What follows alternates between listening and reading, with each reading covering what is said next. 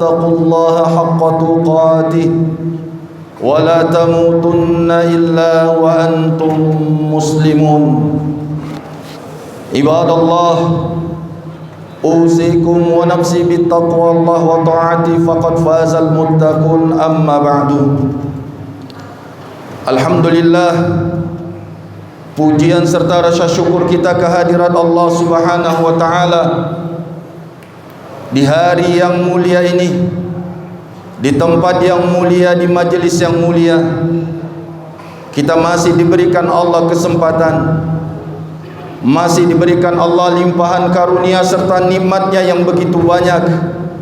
Mustahil dan tidak akan mungkin kita dapat menghitung kenikmatan Allah. Tugas dan kewajiban kita adalah mensyukuri nikmatnya. Siapa yang bersyukur, Allah janjikan nikmat akan ditambah. Tapi sebaliknya, jika kau kufur, kata Allah, sesungguhnya azabku sangat dan teramat pedih bagi orang-orang yang kufur nikmat. Mudah-mudahan kita termasuk hamba-hamba Allah yang pandai mensyukuri nikmatnya. Amin ya rabbal alamin. Salawat serta salam kepada baginda Rasulullah sallallahu alaihi wasallam, dengan kita terus istiqamah mengikuti sunnah dan terus memperbanyak salawat kepada Rasulullah. Mudah-mudahan kita termasuk salah satu dari sekian banyak umatnya yang kelak mendapatkan syafaatnya. Amin ya rabbal alamin.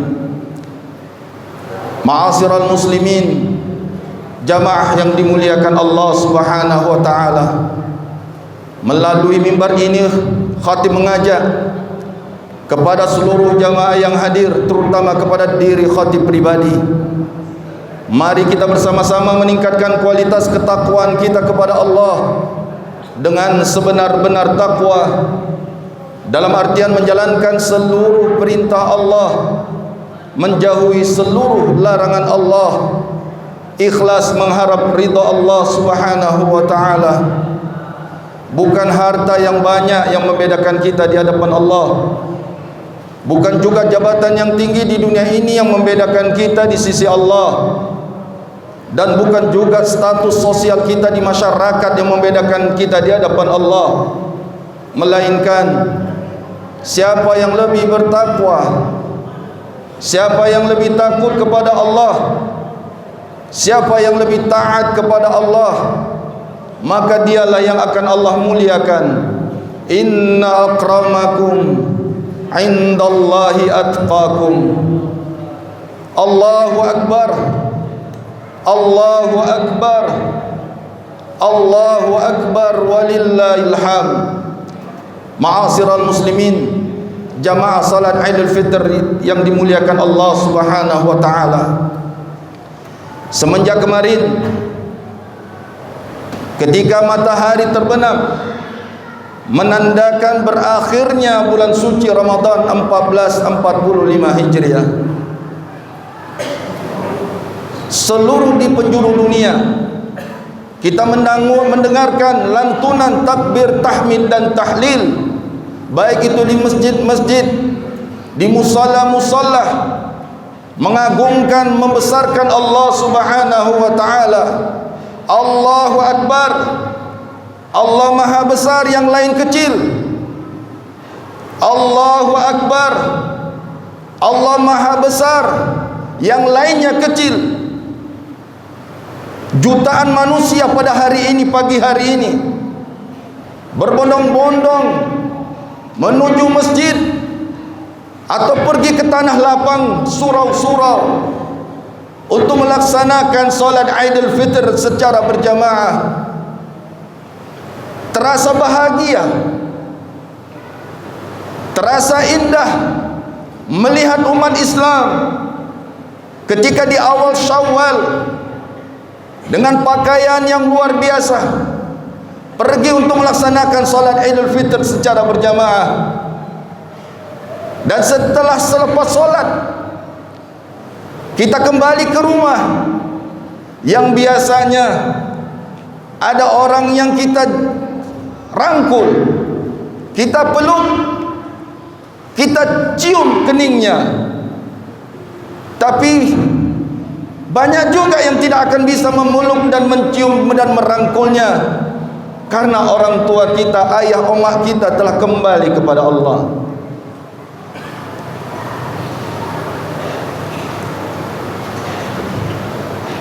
Tidak kita lihat lagi mereka yang biasanya kita menyalam mereka. 9 bulan 10 hari dia mengandung kita, susah tidur, tak nyenyak tidur, kemana-mana susah, hanya untuk menjaga kita agar selamat di kandungannya. Setelah kita lahir, begitu juga menyusui kita, menjaga kita agar tetap nyenyak dalam tidur kita. Allahu Akbar, Allahu Akbar, Allahu Akbar, walillahil hamd. Cuma dengan doa dan amalan-amalan anaknya lah, apabila kita ingin membahagiakan ayah dan omak kita yang sudah berada di alam kubur, dengan melakukan amal saleh. Cara itulah kita berbakti kepada orang tua yang sudah meninggal dunia. Pada hari ini kita kembali ke fitrah dan kemenangan bagi orang-orang yang melaksanakan ibadah puasa sebulan penuh. Hari yang fitrah ini, kemenangan ini hanyalah untuk hamba-hamba Allah yang beriman. Sebulan penuh dia melawan hawa nafsunya, sebulan penuh dia menahan ngantuknya, sebulan penuh dia melawan dari godaan syaitan, hanya untuk mendapatkan mudah-mudahan Allah berikan gelar setelah Ramadan berakhir dengan gelar la'allakum tattaqun. Allahu Akbar, Allahu Akbar, Allahu Akbar, walillahil hamd. Jamaah salat Idul Fitr yang dimuliakan Allah Subhanahu wa taala. Apa tanda-tanda orang yang meraih kemenangan? Apa tanda-tanda seseorang itu sukses di bulan suci Ramadan dan dia berhak mendapat gelar takwa yang dijanjikan Allah Subhanahu wa taala? Maka minimal 3 yang harus kita lakukan, 3 yang harus kita hadirkan, tunjukkan apakah kita sukses atau tidaknya. Apabila ada 3 yang ada dalam 3 ini terdapat pada diri kita setelah Ramadan ini berakhir. Ujian terberat kita bukan ketika di bulan suci Ramadan. Ujian terberat kita adalah ma ba'da Ramadan, setelah Ramadan berakhir 11 bulan ke depan. Inilah ujian terberat kita. Apa yang harus kita tampilkan agar kita mendapat gelar takwa? Karena minimal mana takwa di dalam Al-Quran 3, dan ini juga tanda-tanda orang yang bertakwa yang janjikan Allah Subhanahu wa taala. Yang pertama, makna takwa yang ada di dalam Al-Quran diartikan takwa itu adalah al-khawfu, takut. Selepas Ramadan ini, selama di bulan suci Ramadan kita takut. Ada yang halal tapi kita takut mengambilnya atau memakannya, padahal itu milik kita. Makan dan minum yang ada di ruang dapur kita, di dalam kulkas minuman-minuman halal punya kita. Tapi ketika di siang Ramadan, mulai dari terbit fajar sampai terbenam matahari, walaupun itu halal, kita tidak berani memakan dan minumnya karena kita dalam keadaan berpuasa. Takut kita membuat amal ibadah kita batal, tidak diterima oleh Allah. Menghadirkan rasa takut selama sebulan penuh, ketakutan itu luar biasa. Apakah rasa takut itu bisa kita hadirkan setelah Ramadan berakhir? Itulah tanda-tanda apabila kita menang. Hadirnya rasa takut pada diri kita, hadirnya rasa takut dalam hati kita, takut melihat yang haram, takut mengambil yang haram, takut menganiaya orang lain, takut menzalimi orang lain, takut memutuskan tali silaturahim, takut menceritakan aib orang lain, takut mengeluarkan kata-kata kotor. Itulah orang-orang yang menang.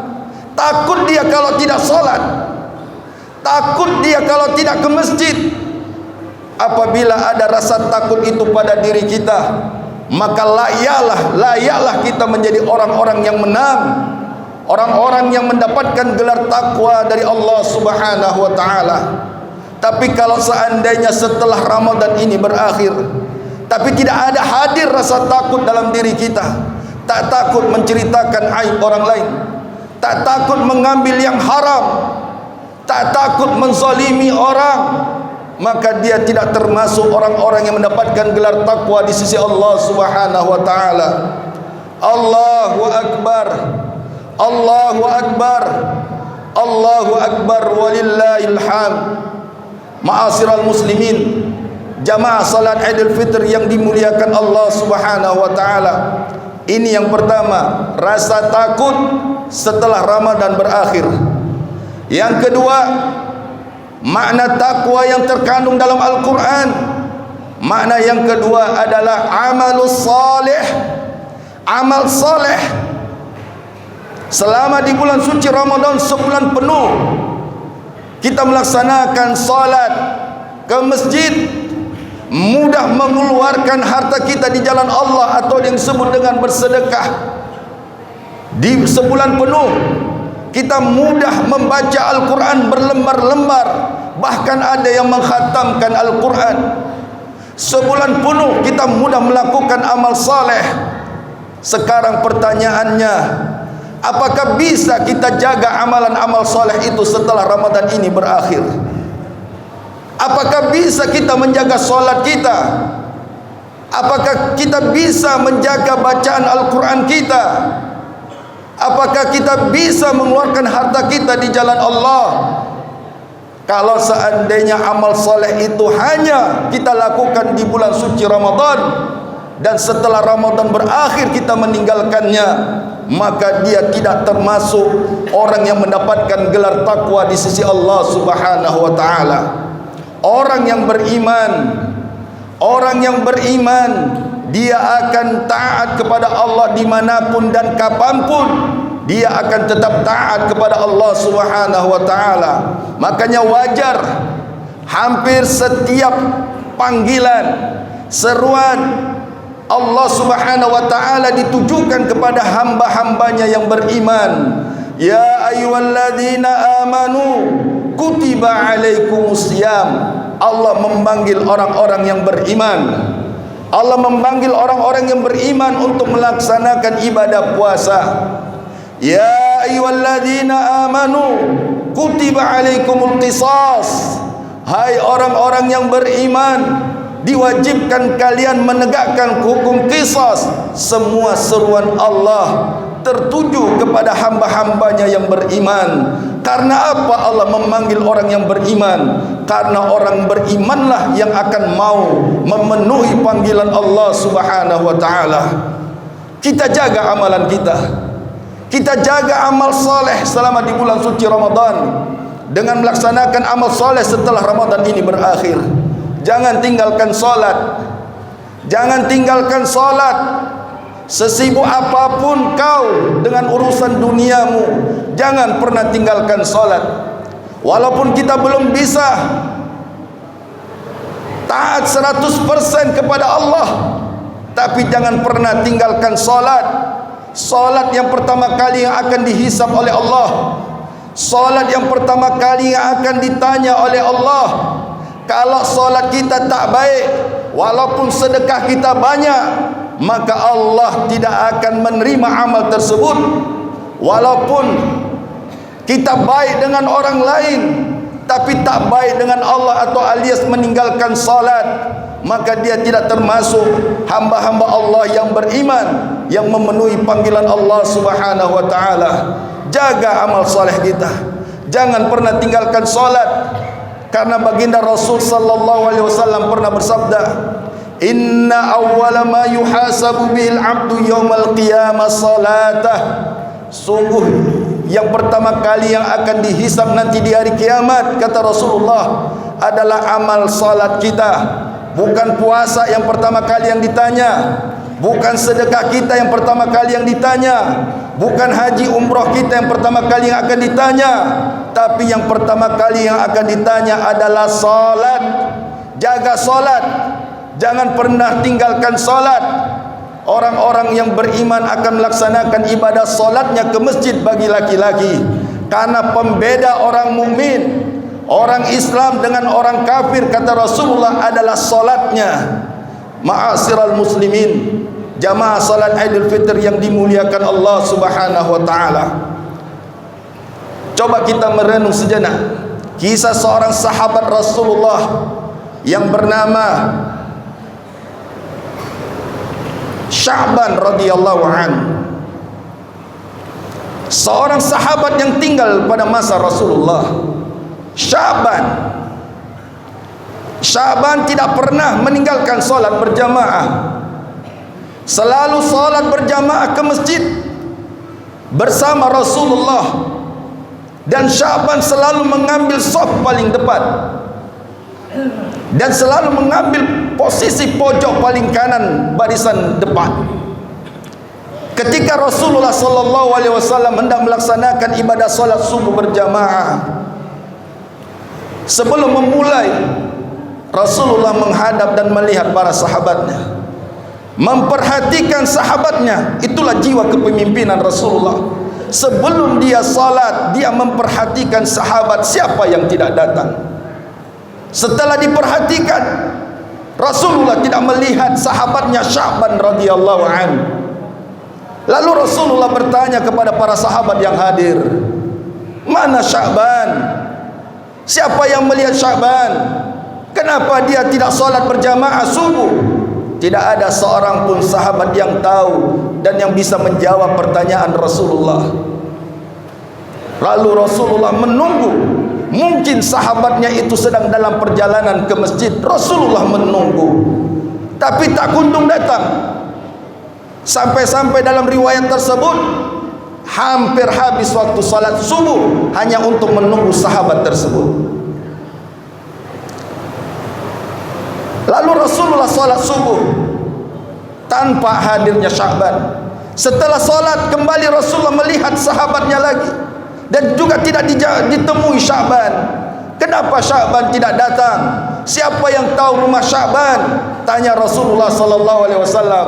Lalu seorang sahabat mengangkat tangan, "Ya Rasulullah, aku tahu di mana rumah Sya'ban." Lalu Rasulullah meminta kepada sahabat tersebut, "Hantarkan aku ke rumah Sya'ban." Pergilah Rasulullah dengan para sahabat ke rumah Sya'ban. Dan sampainya Rasulullah di rumah Sya'ban, dalam riwayat tersebut adalah ketika afdalnya salat duha. Afdalnya salat duha.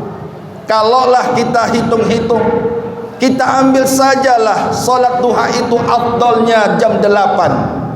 Habis salat subuh kita katakan beserta zikir dan doanya habis memakan waktu sampai jam 6. Dari jam 6 ke jam 8 balurah Rasulullah sampai di rumah Sya'ban. Berarti perjalanan Rasulullah pergi ke rumah Sya'ban kurang lebih 2 jam perjalanan. Lalu sampainya Rasulullah di rumah Sya'ban, diketuk pintunya, "Assalamualaikum."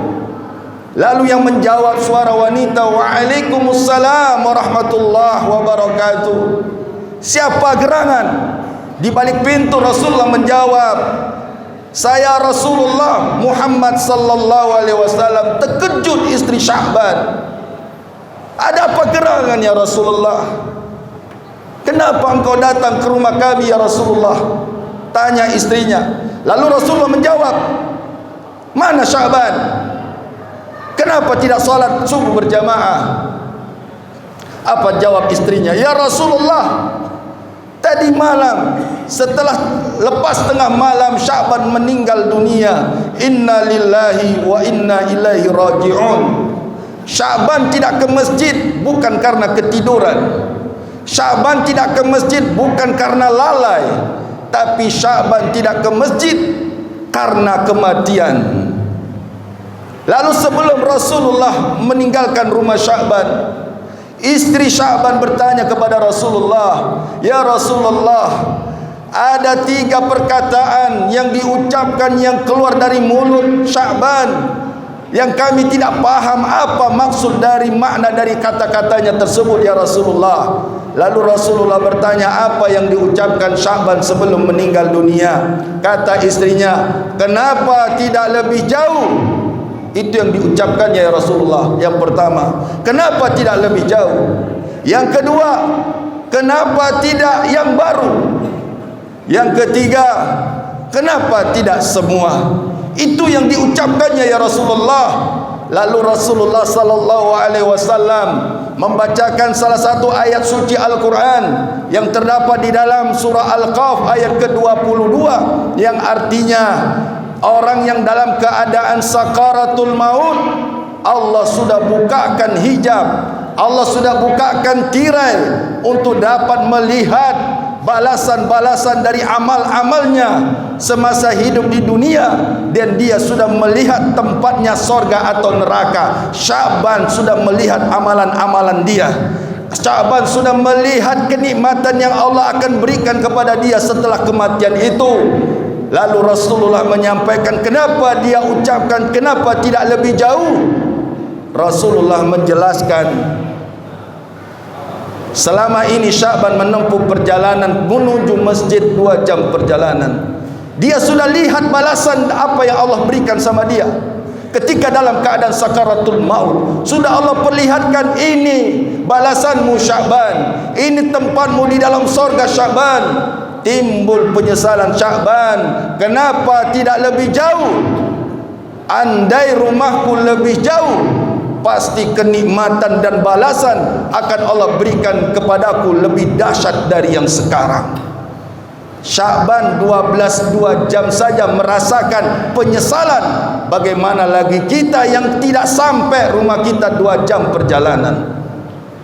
Selangkah dari masjid ke rumah kita, tak jauh dari rumah kita ke masjid, enggak sampai 5 menit. Kenapa kita tidak bisa melaksanakan ibadah solat ke masjid? Kenapa kita tidak solat ke masjid? Kalaulah Sya'ban saja merasa menyesal, apalagi kita. Penyesalan selalu datang di akhir. Penyesalan selalu datang di akhir. Kapan manusia itu menyesal? Datangnya kematian ketika dia sedang merasakan sakaratul maut. Datangnya kematian, barulah timbul penyesalannya. Itu tercantum di dalam Al-Quran surah As-Sajdah ayat ke-12.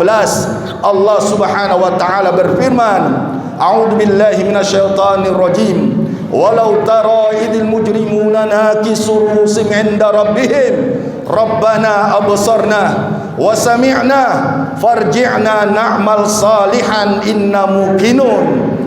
Andai kau bisa melihat, kata Allah, andai kau bisa menyaksikan, kata Allah, orang-orang yang mujrim, orang-orang yang durhaka, orang-orang yang tidak melakukan amal soleh semasa hidupnya, yang sekarang mereka di alam kubur, mereka memohon kepada Allah, Rabbana absarna wa sami'na farji'na. Ya Allah, sudah kami lihat ya Allah, sudah kami dengar ya Allah jeritan orang-orang yang disiksa di alam kubur ini ya Allah. Farji'na, kembalikan kami hidup ke dunia ya Allah. Inilah permintaan orang yang sudah mati. Inilah permintaan orang yang sekarang terkubur di alam kubur. Jutaan manusia detik ini minta sama Allah, farji'na, kembalikan kami hidup ke dunia ya Allah. Kembalikan kami hidup ke dunia ya Allah. Untuk apa orang mati ingin kembali hidup ke dunia? Bukan untuk nyari harta lagi, bukan untuk ngejar dunia lagi, tapi yang mereka ingin lakukan cuma satu. Apa itu? Na'mal salihan, ingin melakukan amal saleh. Inna muqinun, sesungguhnya kami termasuk orang-orang yang yakin. Itu dalil bahwa penyesalan datangnya di akhir. Silahkan tidak salat, silahkan. Silahkan tak bersedekah, silahkan. Tidak ke masjid, silahkan. Putuskan tali silaturahim, silahkan. Tapi ingat, kau akan merasakan penyesalan ketika kematian itu datang. Ketika kematian itu menghampirimu, baru timbul penyesalan. Kenapa aku dulu tidak salat ke masjid? Kenapa aku dulu tidak berpuasa? Kenapa aku dulu tidak bersedekah? Itulah penyesalan-penyesalan manusia apabila dia tidak mau memperbaiki sebelum kematiannya. Kenapa tidak lebih jauh, kata Sya'ban? Kenapa tidak yang baru? Sya'ban dijelaskan Rasulullah ketika Sya'ban mau ke masjid melaksanakan solat subuh. Pada saat itu Madinah sedang musim dingin. Lalu dia di tengah perjalanan melihat seorang laki-laki yang sedang kedinginan. Kalau sedang kedinginan biasanya memakai pakaian berlapis, dan biasanya lapisan luar adalah pakaian yang biasa-biasa saja. Timbul rasa iba Sya'ban, timbul rasa kasihan Sya'ban. Lalu dibaginya lah pakaian bekasnya kepada laki-laki yang sedang kedinginan tadi. Dapat pahala dia, dapat membantu orang yang sedang kedinginan, mengasih pakaian bekas dia, dapat pahala, ditunjukkan Allah pahala balasannya. Tapi timbul penyesalannya. Kenapa tidak yang baru? Kenapa tidak yang baru? Andailah pada saat itu kuberikan pakaian yang terbaik, yang baru kepadanya, tentu kenikmatan yang Allah berikan kepadaku saat ini akan lebih dahsyat daripada saat ini. Itu yang pertama. Yang kedua, yang ketiga, kenapa tidak semua? Lalu Rasulullah SAW menjelaskan, ketika Sya'ban sedang sarapan pagi, tiba-tiba datang seorang fakir miskin menghampiri Sya'ban dan meminta makanan yang dimakan Sya'ban. Lalu Sya'ban membagi dua makanan tersebut, setengah untuk si fakir, setengah untuk Sya'ban. Timbul penyesalannya karena dia sudah melihat balasan apa yang Allah berikan kepadanya. Timbul penyesalannya, kenapa tidak semua?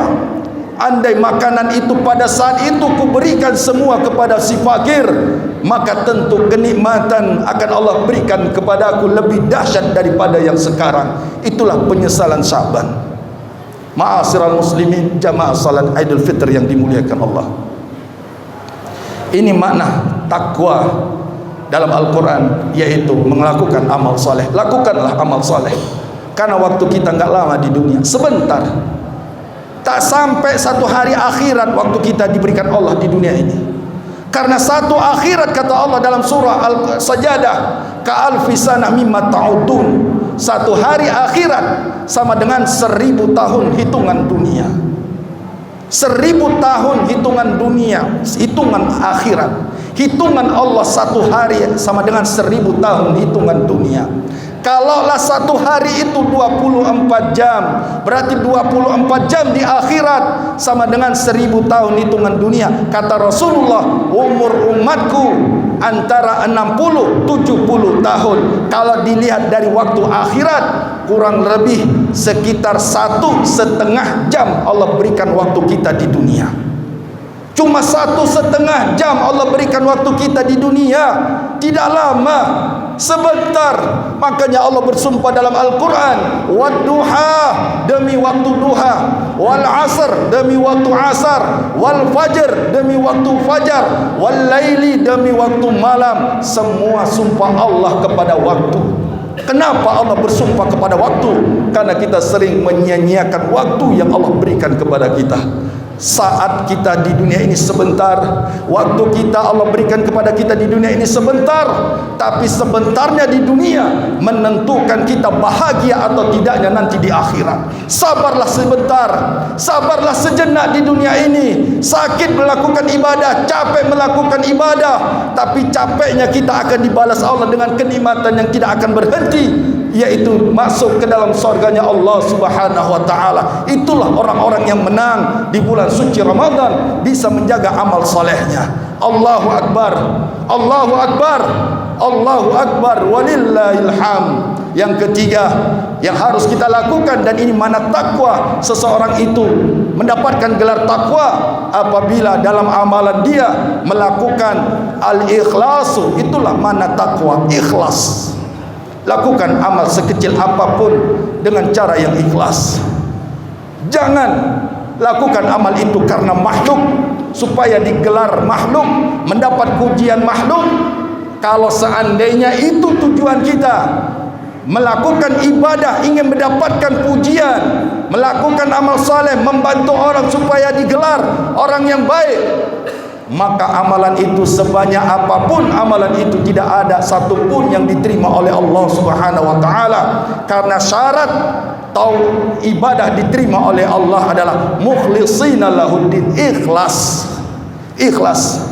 Maka pada momentum Idul Fitri ini, mari kita ikhlaskan, memaafkan saudara-saudara kita yang salah. Jangan menyimpan dendam, jangan memutus tali silaturahim. Orang yang tidak memaafkan saudaranya, orang yang memutuskan tali silaturahim kepada saudaranya, sebanyak apapun ibadah dia, walaupun berkali-kali Mekah melaksanakan ibadah haji dan umrah, walaupun rajin sholat ke masjid, tapi kalau dia memutuskan tali silaturahim, Allah tidak akan terima ibadahnya. Itu yang disampaikan Rasulullah sallallahu alaihi wasallam di dalam kitab Sunan Tirmidzi. Salah satu ibadah orang yang tidak diterima, salah satu sebab ibadah tidak diterima adalah orang yang saling bermusuhan.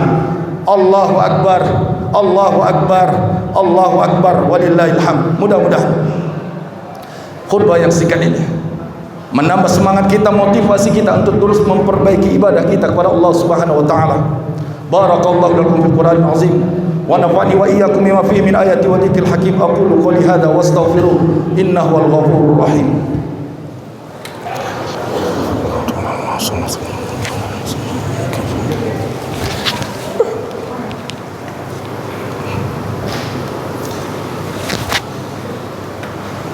Allahu akbar, Allahu akbar, Allahu akbar, Allahu akbar, Allahu akbar, Allahu akbar, walillahil hamd. Ma'asyiral muslimin, jamaah salat Idul Fitr yang dimuliakan Allah Subhanahu wa taala, mari kita sejenak memohon dan merendahkan diri kita di hadapan Allah Subhanahu wa taala. Kita memohon dengan permohonan yang sangat sama Allah. Jangan sombong, karena orang yang sombong Allah tidak akan penuhi apa yang dia inginkan. Kalau kita mau doa kita dikabulkan pagi hari ini, maka mohonlah dengan sangat sama Allah. Allah akan kabulkan, dan itu janji Allah. Ud'uni astajibul lakum. Berdoalah, mintalah kata Allah, maka aku akan kabulkan. Maka oleh sebab itu mari kita sejenak berdoa dan memohon kepada Allah. Karena bisa jadi Ramadan yang baru saja selesai sama kita, yang baru saja meninggalkan kita, bisa jadi itu adalah Ramadan terakhir kita. Kita tidak tahu apakah bisa merasakan Ramadan tahun depan atau tidak, kita tidak tahu. Makanya kita memohon kepada Allah dengan serendah-rendahnya. Kita memohon agar ibadah kita diterima oleh Allah, dan insya Allah Ramadan kemarin yang baru saja meninggalkan kita menjadi Ramadan terbaik kita. Astaghfirullahaladzim. Na'udzubillahi minasyaitonir rajim. Bismillahirrahmanirrahim. Alhamdulillahi rabbil alamin. Wassalatu wassalamu ala asyrafil anbiya'i wal mursalin wa ala alihi wa ashabihi ajma'in. Hamdan na'imin, hamdan syakirin, hamdan yuwafi ni'amahu wa yukafi'u mazidah. Ya Rabbana lakal hamdu wa laka syukru ya arhamar rahimin. Allahumma Rabbana taqabbal du'a'ana wa taqabbal salatana wa siyamana wa qiyamana wa ruku'ana wa sujudana wa takhashu'ana wa tadarru'ana wa tammim taqsirana ya Allah ya arhamar rahimin. Allahumma ya Allah ya Rahman, ampunkanlah dosa kami ya Ghaffar, ampunkanlah kesalahan kami ya Rahman. Banyak dosa yang sudah kami lakukan ya Allah, banyak kemaksiatan yang sudah kami perbuat ya Allah, baik itu dengan sengaja ataupun tidak, baik itu dosa besar ataupun dosa kecil. Ampunkanlah dosa kami ya Allah. Banyak dosa yang sudah kami lakukan ya Allah. Allahumma ya Allah, duhai Allah, terimalah taubatan nasuha kami ya Allah. Ya Allah ya Rahman ya Rahim, jadikanlah awal Syawal ini ya Allah awal yang fitrah bagi kami ya Allah, terlahir dalam keadaan bersih. Ampunkanlah dosa dan kesalahan kami ya Mujibas Sa'ilin. Allahumma ya Allah, ampunkanlah dosa ayah dan ibunda kami ya Allah. Ampunkanlah dosa ayah dan ibunda kami ya Allah. Ampunkanlah kesalahannya ya Allah. Lapangkanlah alam kuburnya ya Allah. Lapangkanlah alam kuburnya ya Allah. Karuniakan kepada mereka nikmat kuburmu ya Allah. Karuniakan kepada mereka nikmat kuburmu ya Allah. Masukkanlah ayah dan ibunda kami ke dalam Jannatul Firdausmu ya Allah. Ya Allah ya Rahman, mungkin ada kewajiban yang mereka tinggalkan ke semasa hidup ya Allah. Mungkin ada perintah yang dilakukan mereka yang tidak dilakukan mereka ya Allah. Mungkin itu karena sebabnya kami ya Allah. Mungkin banyak kelalaian yang mereka lakukan dikarenakan sibuk membesarkan kami ya Allah. Ya Allah ya Rahman, kalaulah seandainya ada kebaikan dari amal ibadah kami, sampaikanlah kebaikan itu kepada ayah dan ibunda kami juga ya Allah. Allahumma ya Allah ya Rahman, ampunkanlah dosa mereka ya Allah. 9 bulan emak kami merawat kami ya Allah. Ampunkanlah dosanya ya Allah. Ampunkanlah dosa ayah dan ibunda kami ya Mujibas Sa'ilin.